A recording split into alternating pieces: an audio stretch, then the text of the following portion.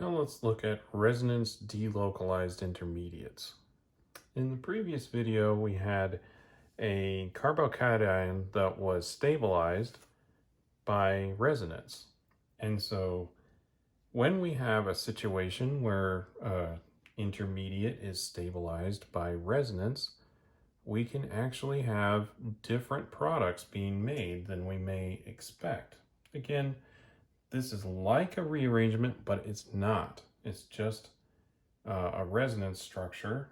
And so remember, in resonance structures, we're not actually changing what's bonded to what. We're just really moving around some electrons. So let's draw up an example for this.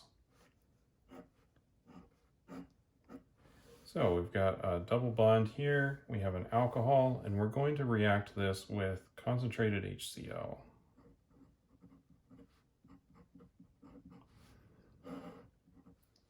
Now, when we do this, curiously, we'll form this product, where the double bond has now moved over to that carbon. And the chloride is substituted on this terminal carbon. Wonder how that's happening. Well, first, let's look at our mechanism, and we are going to protonate this so that we can avoid having a very basic species in here, because we will have a carbocation intermediate. This is a SN1 reaction, but we have a little bit of a square dance or movement around here. So draw this up, and then we have our HCl. Got some lone pair on the oxygen. That's going to come over, take the proton off of the HCl, and then we form a chloride. We'll use that later in the mechanism. So next, we will have the protonated form.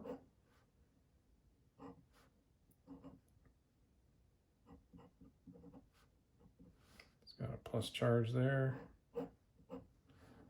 And then we're going to form our carbocation with this excellent leaving group of water. So then, got a carbocation right there. Now, here's our species, but we can draw a resonance structure for this.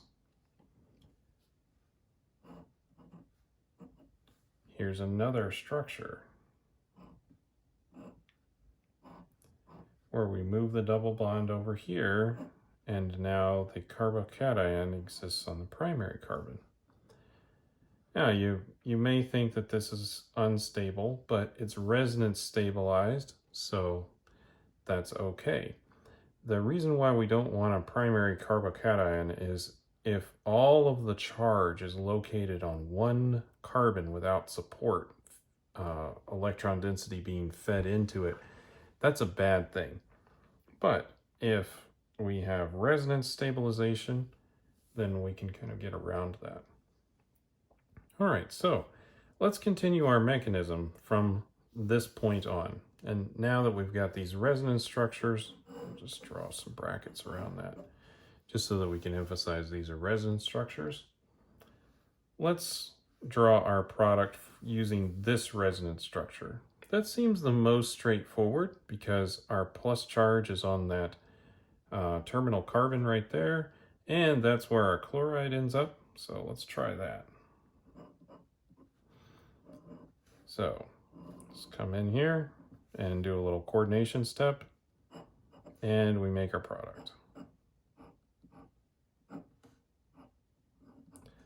Now you might be saying, well, what if I want to use the other resonance structure to draw the product? And that can happen too, and you can do that. So let's try it. We have, again, our chloride, and we know that the chloride must attack on the terminal carbon here. So we're going to draw the attack up there, and then we'll just move those electrons over so that we don't have too many electrons or too many bonds to that carbon at once. And again, we can form our product.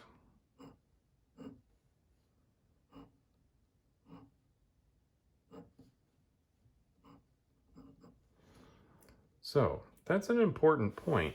We should be able to draw the product from any one of the resonance structures. Just one of them might be a little bit easier to see. So sometimes you'll see chemists actually drawing this out. We'll draw the resonance structure, and then it's just a little easier to see, oh yes, there's a positive charge right there. That's why it's reacting with that carbon. But if you prefer, you can also do it this way and just have it moved over.